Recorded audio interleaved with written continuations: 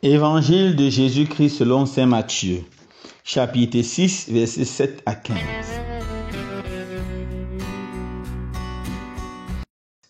En ce temps-là, Jésus disait à ses disciples, « Lorsque vous priez, ne rabâchez pas comme les païens. Ils s'imaginent qu'à force de paroles, ils seront exaucés.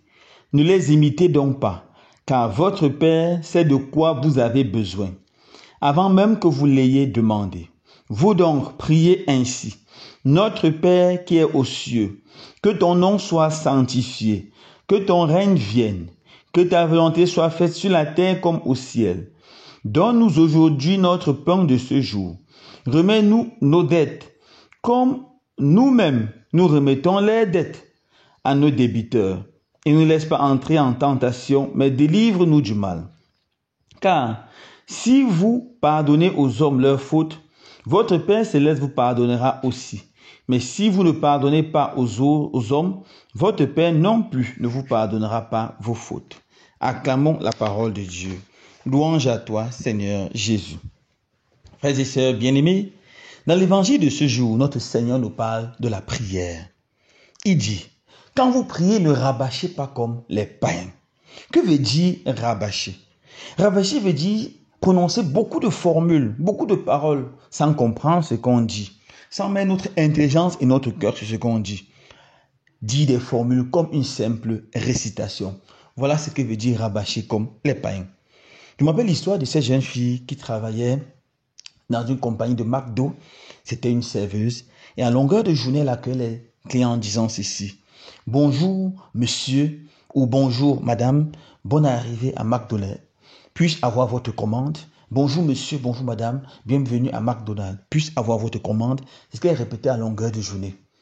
Un dimanche, elle est allée pour une cérémonie d'anniversaire et on lui a dit, est-ce que tu peux commencer la prière? Alors quand tout le monde s'est tué, elle a ouvert la bouche, elle a directement dit, bonjour monsieur, bonjour madame, puis-je prendre votre commande? Et tout le monde la regardé avec les yeux ouverts, on ne comprenait pas si elle était devenue folle. Elle était en train de rabâcher. Elle est habituée à répéter tellement cette formule, qu'elle s'est dit peut-être c'est une prière. Malheureusement, beaucoup de gens prient de cette façon. On utilise les prières usuelles. Notre Père, je vous salue Marie, sans mettre souvent notre cœur. En ce moment, nous rabâchons comme des païens. Certaines personnes utilisent la prière comme une formule magique. Ils pensent qu'il y a des psaumes qui peuvent donner la guérison de telle maladie. Il y a des psaumes qui peuvent faire passer des examens, des psaumes qui peuvent faire passer tel ou tel examen. Ça s'est rabâché comme les païens. Je suis tellement gêné quand les chrétiens me demandent, mon Père, donne-moi le psaume pour ne plus avoir mal à la tête. Donne-moi la prière pour ne plus avoir des couches de nuit. Donne-moi la prière pour ne plus avoir ceci, cela. Ça, c'est considéré la prière vraiment comme un païen. Jésus dit, quand nous prions, disons, notre Père qui est aux cieux. Et il profite pour nous apprendre notre Père qui est plus un modèle de prière qu'une prière. Cette prière est divisée en deux parties. La première partie est faite de 3 pétitions et toutes ces pétitions donnent la gloire à Dieu. Notre Père qui est aux cieux, que ton nom soit sanctifié, que ton règne vienne, que ta volonté soit faite sur la terre comme au ciel. La prière doit commencer toujours par la louange, l'action de grâce, par reconnaître la grandeur, la majesté, la seigneurie de Dieu, par reconnaître que Dieu seul est Dieu et que sans lui nous ne sommes rien. Voilà comment la bonne prière doit commencer.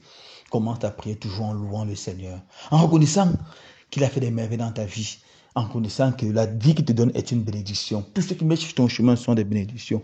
Ne regarde pas tes difficultés au début de ta prière. Ne regarde pas tes croix. Rends grâce à Dieu et le Seigneur te bénira. La deuxième partie consiste maintenant à demander au Seigneur nos biens, nos besoins. Demander le repas de chaque jour. Notre Dieu, c'est notre pourvoyeur. La providence de Dieu peut nous accompagner.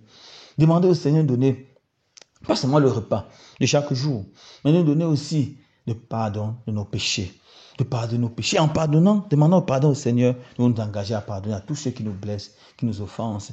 Demandons la protection de Dieu, de nous garder du mal.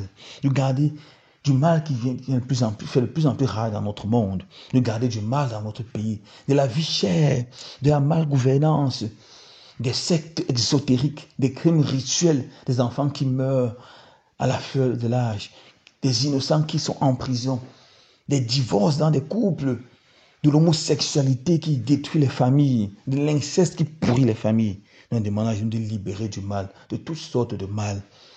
Frères et sœurs bien-aimés, nous devons tous être des hommes et des femmes de prière. Nous devons garder en esprit que la bonne prière attire sur nous grâce extraordinaire.